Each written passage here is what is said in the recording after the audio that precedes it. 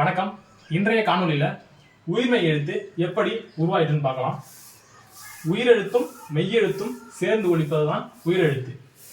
மெய்யெழுத்தாகிய இக்கு கூட்டல் ஆ என்ற இரண்டும் சேர்ந்து ஒலிப்பதுதான் கா. எப்படி ஒலிக்குதுன்னு பார்ப்போமா? இக்கு கூட்டல் ஆ இரண்டையும் சேர்த்து சொல்லி பாருங்க. இக்கு கூட்டல் ஆ க என்று ஒலிக்கக்கூடியதால் காவாக உருமாறுகிறது.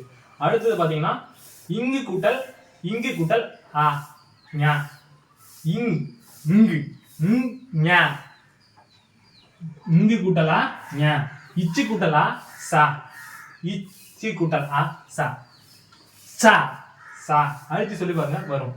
அடுத்து பார்த்தீங்கன்னா இஞ்சி கூட்டல் ஆ ஞா அழுத்தி சொல்ல வேண்டிய இடத்துல அழுத்தி சொல்லணும், குறைத்து சொல்ல வேண்டிய இடத்துல குறைத்து சொல்லணும். அது எப்படின்னு பார்த்தீங்கன்னா இஞ்சி நம்ம இஞ்சின்னு சொல்லுவோம், இஞ்சின்னு சொல்லுவாங்க எல்லாரும். இதை இஞ்சிக்கு நடுவில் வரும் பார்த்தீங்களா, இஞ்சி இஞ்சின்னு சொல்லுவாங்க. இதை இங்க சேர்த்து சொல்லும்போது ஞாவாக உருமாறும் பொழுது எப்படி சொல்லணும்னா ஞா ஞா அப்படின்னு சொல்லணும். அடுத்து இட்டு கூட்டலா டா இஞ்சி கூட்டலா ஞா இத்து கூட்டல் ஆ டா டா இத்து கூட்டலா டா டா தாவாக மாறியது. இஞ்சி கூட்டல் ஆ ஞா இஞ்சி கூட்டல் இந்து கூட்டல் ஆ ஞா ஞா நா அப்படின்று ஒழிக்கக்கூடிய 18 எழுத்துக்களும் உயிர்மெய் எழுத்து 18ம் இவ்வாறாகவே ஒலிக்கும். உயிரும் மெய்யும் சேர்ந்து ஒலிப்பது உயிர்மெய் எழுத்து. இதனாலதான் இதற்கு உயிர்மெய் எழுத்து என்று பெயர் பெற்றது. உயிரும் மெய்யும் சேர்ந்து ஒலிக்கக்கூடியதால் உயிர்மெய் எழுத்து என்று பெயர் பெற்றது.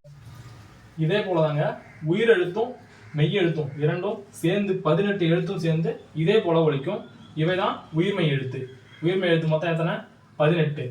இவை பார்த்தீங்கன்னா க ந ச ந ட ந த ந ப ம ய ர ல வ ழ ல ர ந க ந ச ந ட ந த ந ப ம ய ர ல வ ழ ல ர ந. அவ்வளவுதாங்க. இவைதான் உயிர்மெய் எழுத்து. நன்றி. மீண்டும் ஓர் காணொளியில் சந்திப்போம்.